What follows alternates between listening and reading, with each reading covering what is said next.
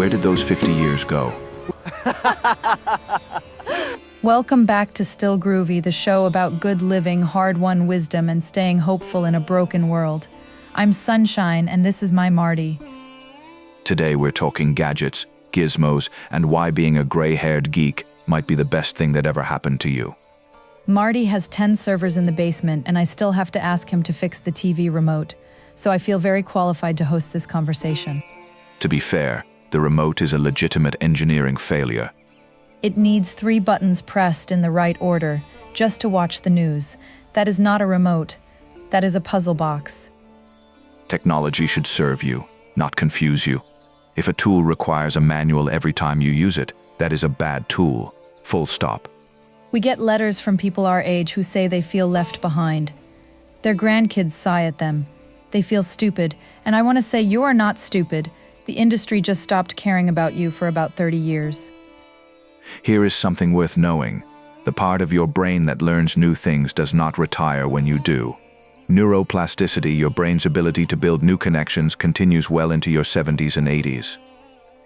See, that right there is the kind of thing Marty says that makes me feel like anything is possible. And then he mentions RAM, and I need a nap. RAM is just short-term memory. Your brain has it too, and honestly mine is about as reliable now as a vintage hard drive. Our grandson Robbie, he and his sister Terry do their own teen show. Those two are something.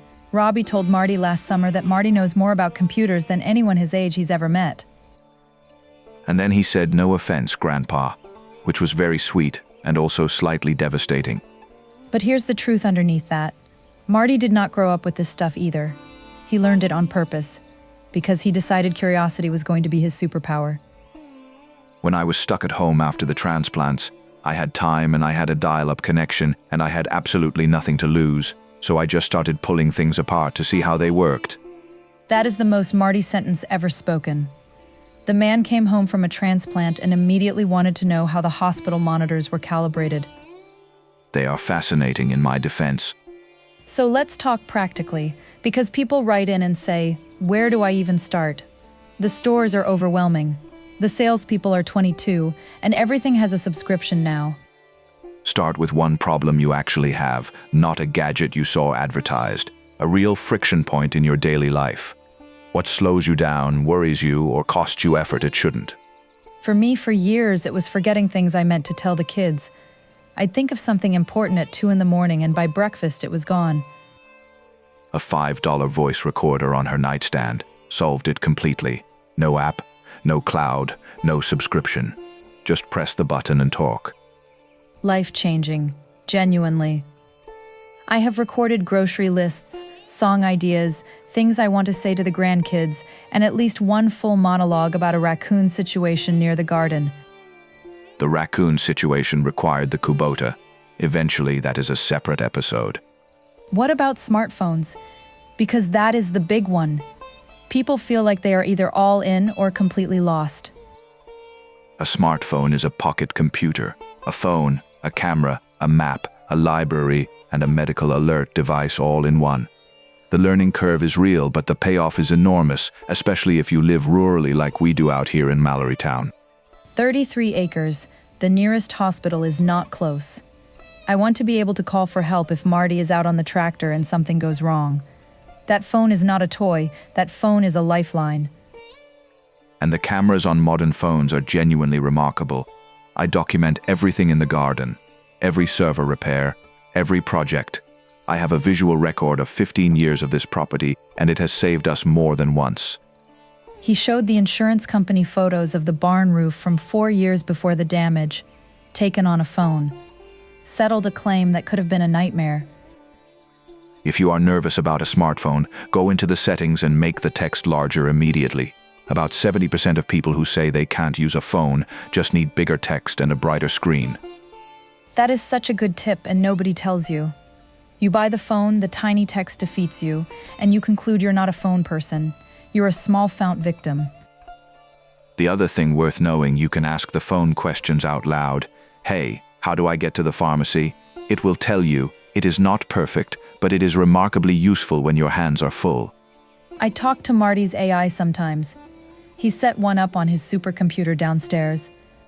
I asked it once what to do about an aphid problem in the tomatoes, and it told me about neem oil spray and companion planting. And I thought, this is either the future or the 80s, and honestly, either way, I'm fine. The AI is genuinely my best working partner at this point. We write curriculum together. I build lesson plans. It catches my errors. I catch its overconfidence. It is a collaboration. Marty explaining his relationship with an AI to his cardiologist is one of my favorite recurring comedy bits. She is on board with it now. She actually asked me to send her some of the health tracking setup notes, which I consider a professional vindication. What about scams, Marty? Because you cannot talk about technology and older adults without talking about the wolves who prey on people. Absolutely essential.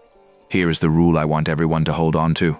No legitimate organization will ever contact you unexpectedly and ask you to act fast, pay in gift cards, or keep it secret. Not one. Not ever. If your phone rings and someone says they are from the government and you owe money and you have to pay right now, hang up. That is not how any government works.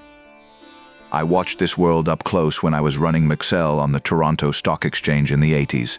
The boiler rooms, the pressure tactics, the manufactured urgency. It is the same psychology in a new wrapper. Fast, secret, and scary means fake. And tell your kids, tell your grandkids, because sometimes the scammer calls the older person because they think the family won't find out. Breaking that silence is how you protect yourself. Now let's end on something encouraging, because I want people to feel like they can do this. Terry, she is the sharp one. Well, they are both sharp, but Terry in particular, she sat down with me last Christmas and taught me to use the photo editing on my phone. And now Sunshine's garden photos are legitimately better than mine. They are significantly better than yours, sweetheart. The log home looks beautiful in them, and that is the important thing. The point is, learn from whoever will teach you. Your grandkids, a library class, a YouTube video, a neighbor. There is no dignity in struggling alone when help is available. We built our dialysis setup at home from scratch because the alternative was 3 trips a week to a clinic an hour away, and I was not going to let the illness have that much of our life. He researched it, learned it, ran it for years, in our house, on our 33 acres, and I learned right alongside him because that is what you do. You do not outsource the things that matter most. Technology is a tool, like the Kubota, like the chainsaw, like the canning jars in the basement. You learn it, you respect it, you make it work for your life instead of bending your life around it. And you are never, ever too old. Do not let anyone, a grandchild, a salesperson, a cultural message convince you that the future is not for you. It absolutely is. You survived enough to get here. The least the future can do is let you use it. Take care of each other. We'll see you next time on Still Groovy.